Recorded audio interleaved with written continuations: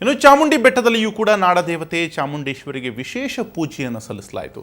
ಸನ್ನಿಧಿಯಲ್ಲಿ ನಾಡಿನ ಒಳಿತಿಗಾಗಿ ಚಂಡಿಕಾ ಹೋಮ ಸೇರಿದಂತೆ ವಿಶೇಷ ಪೂಜೆ ಪುನಸ್ಕಾರಗಳನ್ನು ನೆರವೇರಿಸಲಾಯಿತು. ಜಿಲ್ಲಾಧಿಕಾರಿ ಶಿಖಾ ಅವರು ಸಹ ಕುಟುಂಬ ಸಮೇತರಾಗಿ ಬಂದು ಚಾಮುಂಡಿ ಬೆಟ್ಟಕ್ಕೆ ಆಗಮಿಸಿ ಚಂಡಿಕಾ ಹೋಮದಲ್ಲಿ ಭಾಗವಹಿಸಿದರು. ಚಾಮುಂಡಿ ಬೆಟ್ಟಕ್ಕೆ ಭಕ್ತ ಸಾಗರವೇ ಹರಿದು ಬರ್ತಾ ಇತ್ತು. ತಾಯಿಯ ದರ್ಶನವನ್ನು ಎಲ್ಲರೂ ಪಡೆದಿದ್ದಾರೆ.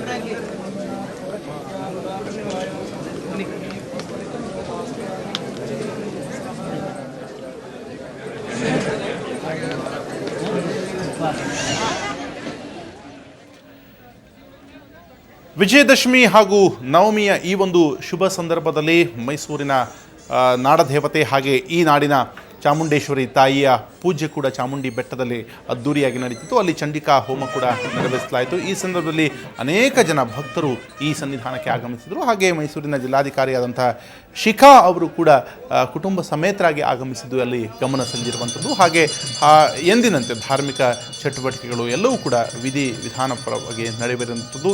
ಅಲ್ಲಿ ಚಂಡಿಕಾ ಯಾಗವನ್ನು ಕೂಡ ಈ ಸಂದರ್ಭದಲ್ಲಿ ಮಾಡಲಾಯಿತು.